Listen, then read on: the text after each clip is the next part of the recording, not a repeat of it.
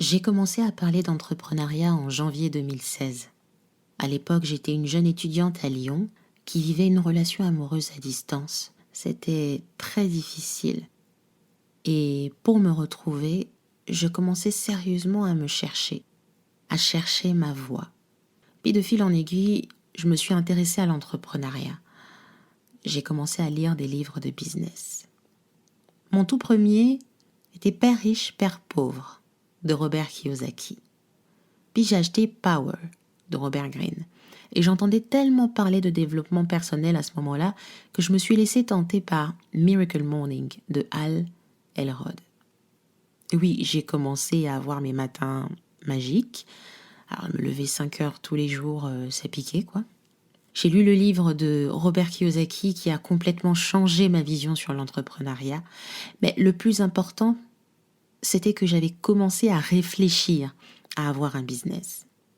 Ce qui me fascinait chez Kiyosaki, Oprah, Hal Elrod et compagnie, que ce soit en lisant leurs bouquins ou leurs bios, c'est comment ils ont réussi à passer de pauvres, endettés, violés, abandonnés, SDF à fucking rich. Et en plus, ils ont réussi à théoriser cette expérience qu'ils ont vécue pour nous la vendre comme une espèce de lumière, de secret, de marche à suivre qui guiderait nos pas. Évidemment, avant d'intégrer ces habitudes de lecture, ce genre de lecture dans ma vie, je me suis posé la question à l'époque, pour qui ils se prennent ? Ont-ils suffisamment pris de recul sur eux-mêmes, sur leur vie ? C'est quand même des personnes qui sont vivantes, elles ont encore tant de choses à vivre et à découvrir, mais pourtant, un seul événement de leur vie les a propulsés aujourd'hui au rang de mentors. Alors, est-ce que ça veut dire qu'au final, chacun de nous peut faire la même chose ? Ici Benvinda, je te souhaite la bienvenue dans l'épisode 1 d'une histoire.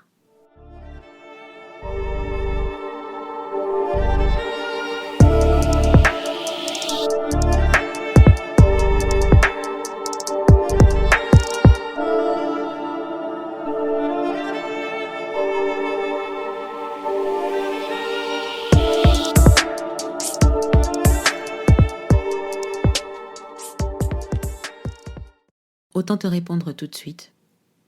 Tout le monde peut faire exactement la même chose.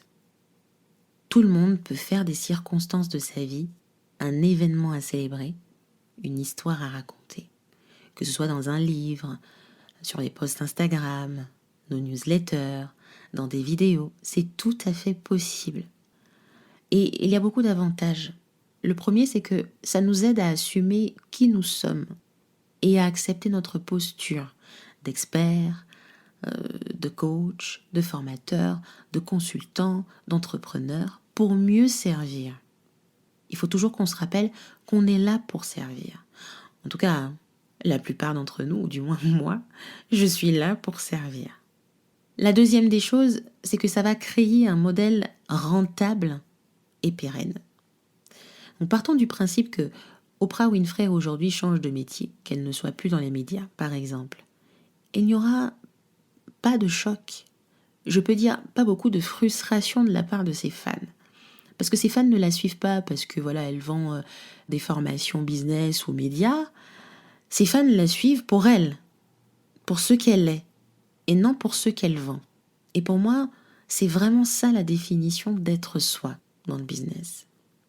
Donc ce qui veut dire que, à la question que je me posais avant de dire ces personnes-là, elles n'ont pas suffisamment construit quelque chose, elles vivent encore, c'est pas des œuvres posthumes, on n'est pas en train de parler de l'histoire de Charles de Gaulle. Finalement, le raisonnement est devenu différent. C'est « je suis comme je suis, je te donne ce que j'ai et je vis pleinement. Je n'ai peut-être pas suffisamment de recul pour ma vie, mais ce que je suis, c'est grâce à ce que j'ai vécu, et ce que j'ai vécu compte plus que tout. » Alors, je ne suis pas en train de vous dire que si vous racontez votre histoire H24, vous allez devenir tout de suite un mentor du jour au lendemain. C'est une magie, vous êtes la personne inspirante, vous allez être coach certifié, etc. Non, je suis en train de vous dire que malheureusement ou heureusement pour nous, Heureusement, tout le monde n'a pas eu un accident de voiture, n'a pas eu le cancer, tout le monde n'a pas été broken. En gros, on n'a pas été en banqueroute, quoi. Tout le monde n'a pas vécu tout ça, tout le monde n'a pas été violé. Alors je dis malheureusement ou heureusement, parce que on a tendance à croire que plus notre histoire est très triste, plus elle aura de l'impact et plus on aura l'impression qu'on arrive à émouvoir, à apporter notre personnalité, parce que cette personnalité-là parle. C'est totalement faux.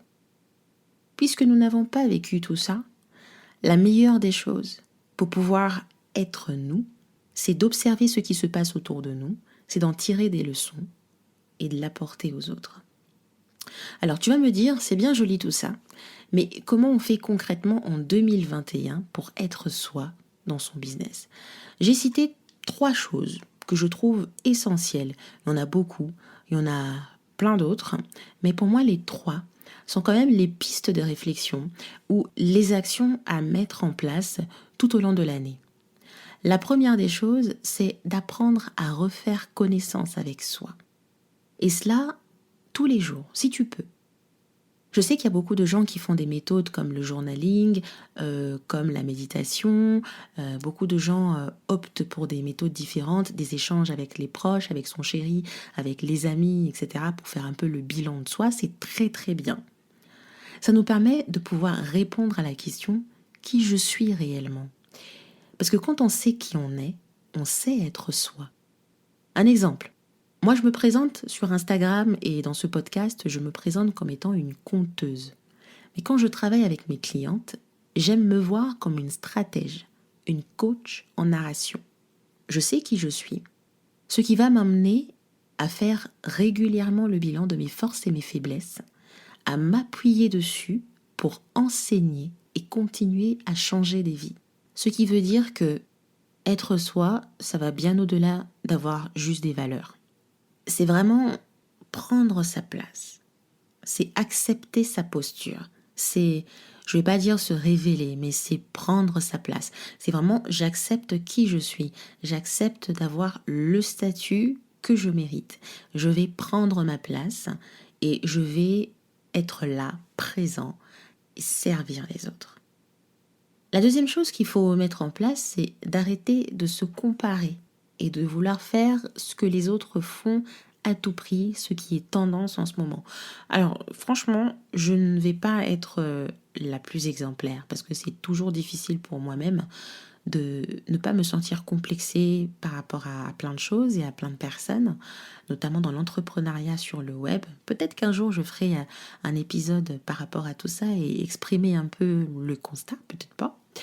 Mais voilà, il y a aussi beaucoup de tendances sur les réseaux sociaux. Ce que j'essaie de te dire, c'est que ne te sens pas obligé de le faire tant que tu n'en ressens pas le besoin ou tant que ce n'est pas pertinent pour toi, tant que tu n'en as pas envie. Cet effet de masse nous fait perdre un tout petit peu.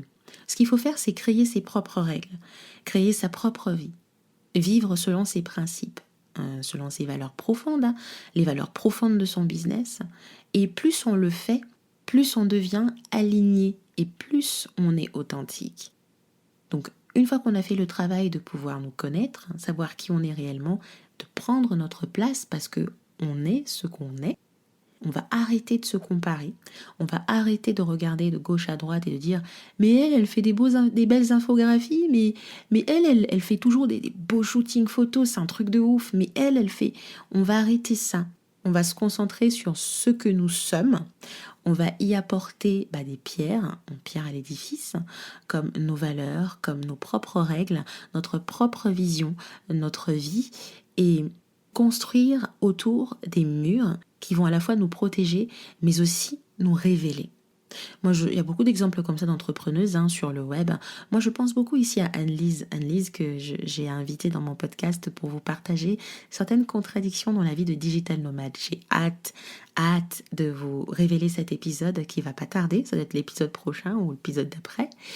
Et ce que j'aime bien, c'est ce côté en fait où on arrive à prôner la liberté et qu'on arrive à le montrer dans son style de vie, dans le credo de son business, arriver à emporter les gens comme étant une impératrice de sa propre vie, une responsable de ses propres règles, de ses propres principes Et ça nous entraîne à pouvoir arrêter de se comparer et de vouloir faire les choses à tout prix comme les autres, ou parce que c'est tendance, ou parce que ça fonctionne, ou parce qu'on nous dit que c'est bien de le faire. La troisième chose, c'est qu'on va accepter ses échecs. Il y aura des mois où ça va être très difficile. On va peut-être pas réussir tout de suite. On va peut-être pas avoir plus de visibilité tout de suite. On va peut-être pas avoir le moral. Il y a des jours où on sera fatigué, il y a des jours où on sera motivé, il y a des jours où on aura envie de partager. Tout comme il y a des jours où on sera vraiment dans « non, j'ai pas envie ». C'est ok. Et il y a des jours où on fera des lancements de ouf, on aura préparé plein de trucs et au final, on n'a rien. Tout comme il y a des jours où on n'aura pas finalement préparé grand-chose et que ça nous tombe dessus, peut-être pas, mais ça se passe bien. Et accepter ces échecs, ça permet vraiment à la fois ce côté je fais le bilan de mes forces et mes faiblesses, mais j'accepte aussi ce que je ne contrôle pas forcément. J'ai fait le job, j'ai suivi les process, j'ai mis en place des choses, j'ai fait une étude de marché, j'ai regardé ce qui se passe sur le marché, j'ai essayé de proposer des choses qui sont assez différentes, je me suis formée, j'ai fait ci, j'ai fait ça. Mais s'il y a une chose qui n'a pas marché, ce n'est pas trop grave, parce que ce n'est pas une question de vie ou de mort. Par contre, c'est une question d'apprentissage.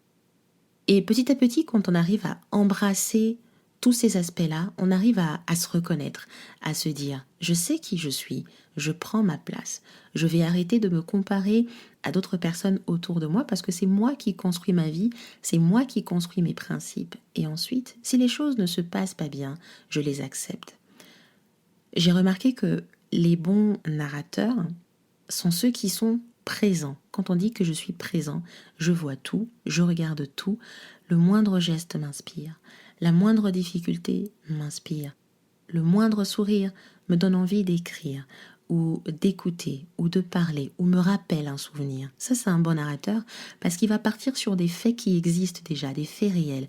Et les faits réels, c'est notre vie. Ça peut être nos réussites, ça peut être aussi nos échecs. Et les accepter, c'est bien pour nous. Ça apporte énormément de leçons, à la fois notre communauté, à la fois aux personnes qui nous écoutent, et ça vient tout simplement amplifier notre posture d'expert et notre figure d'inspiration. Alors ma question pour toi, c'est par où vas-tu commencer en cette année 2021 ? Est-ce que tu vas arrêter de te comparer et de vouloir faire les choses comme tout le monde ? Est-ce que tu vas plutôt te concentrer et refaire connaissance avec toi ou accepter ce qui t'entoure, ce qui t'arrive, accepter tous les événements qui arrivent en chemin, accepter tes échecs ? Qu'est-ce que tu vas faire ? Si tu veux partager avec moi tout ça, tu peux toujours m'envoyer un DM dans mon compte Instagram @limbola_ ou @limbola_8. J'attends tes commentaires, ton plan d'action, ta vision de cette année 2021 pour que tu sois toi dans ton business. Et ce qui est cool, c'est que tous les épisodes de cette saison, les histoires, les partages, même en tant que dans le business, va tourner autour de ce thème, être soi. Je te souhaite une bonne journée et j'espère que avec cet épisode, tu as fait le plein d'inspiration. À très bientôt.